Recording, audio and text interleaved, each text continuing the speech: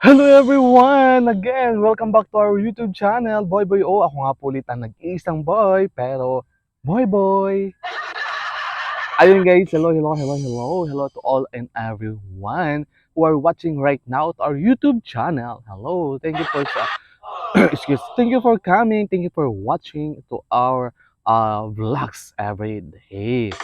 So for today's video guys, we have another new topic. Yes, it's another but it's new topic regarding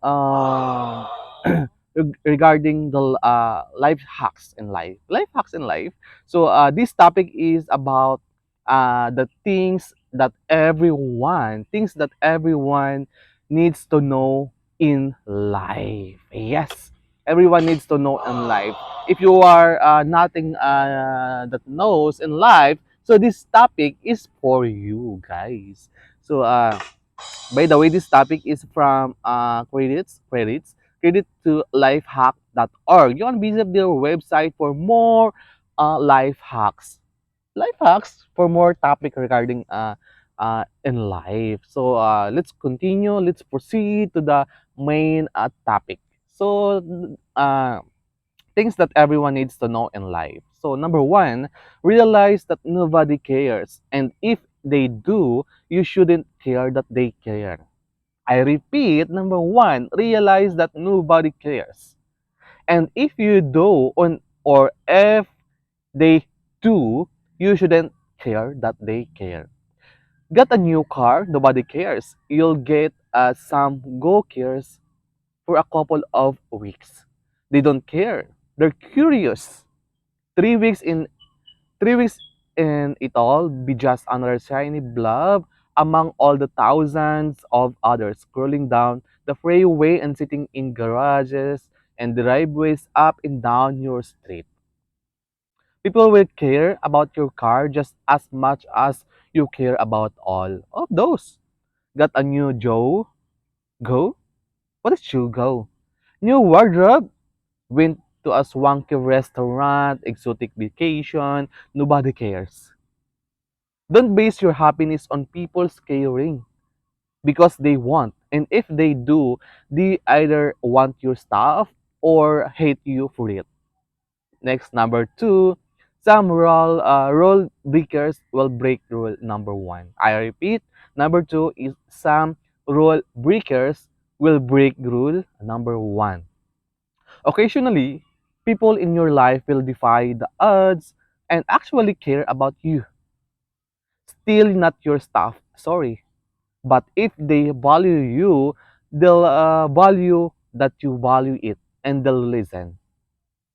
When you talk about of those things that nobody cares about, they will look into your eyes and consume your words. And in that moment, you will know that every part of them is there with you. Next, number three, spend your life with role breakers. Marry them, best friend them, work with them, spend weekends with them. No matter how much power you become possessed of, you'll never be able to make someone care. So gather close to the caring person. Number four, money is cheap. Yes, money is cheap.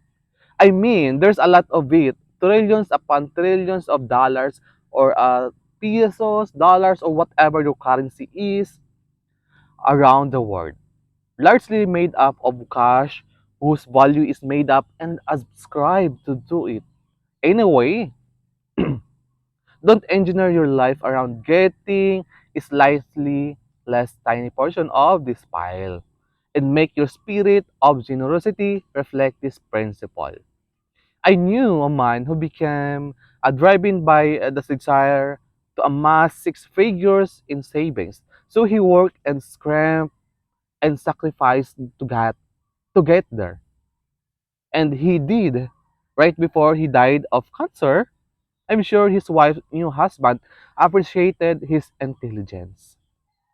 Next is money is expensive. Money X, money is expensive.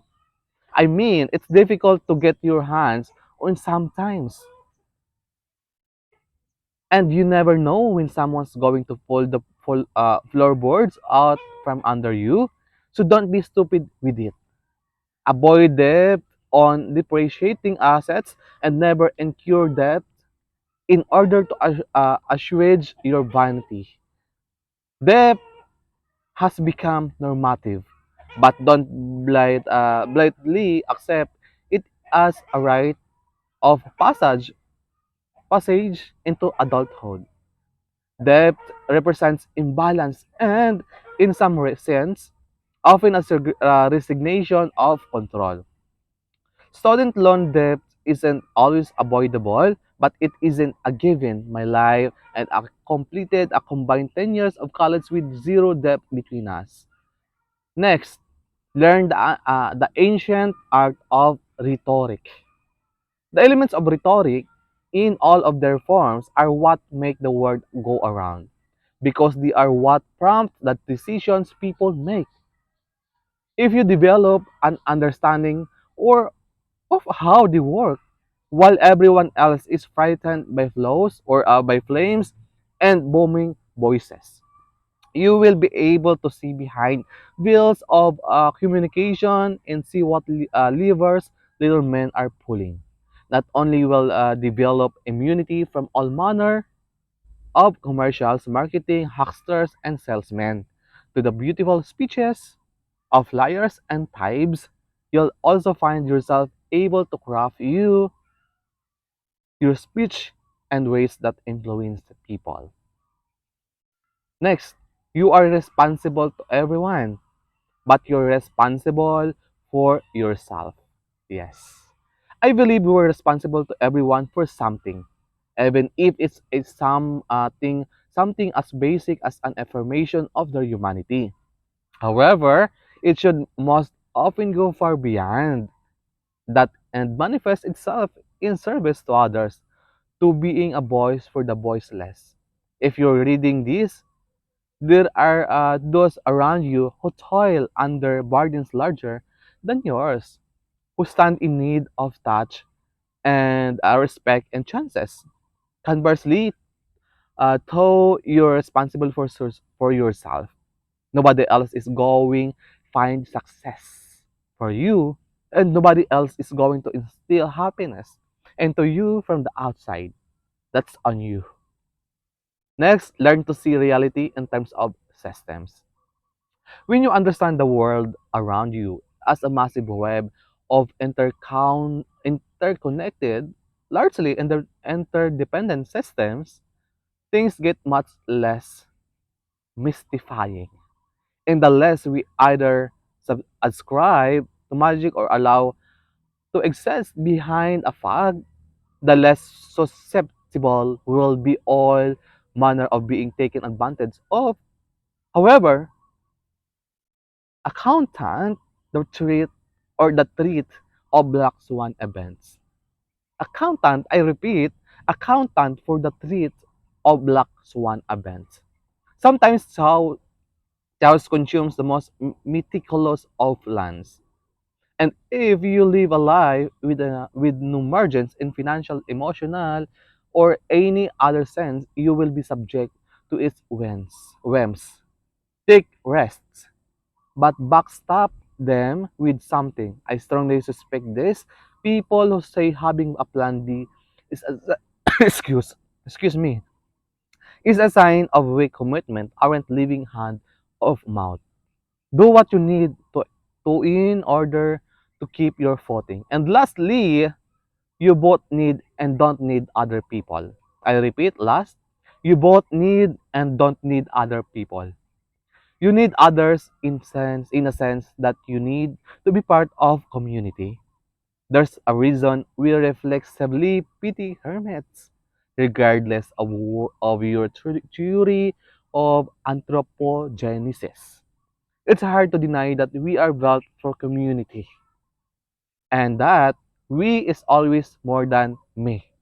Me or we is always more than me.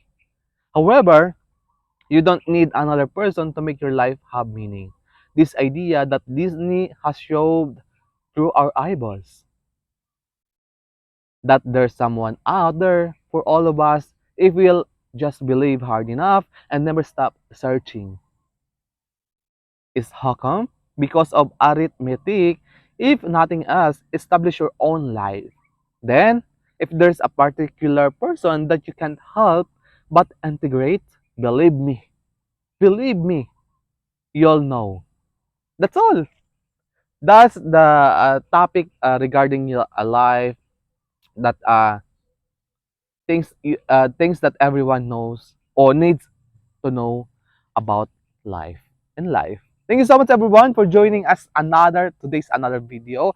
I hope you gain and get a lot of a topic today. Thank you so much everyone. I hope to see you again soon on our next vlogs. Thank you so much. Ako nga po ulit ang nag-iisang boy. Yes, the only one boy but boy. Thank you so much everyone. Bye-bye.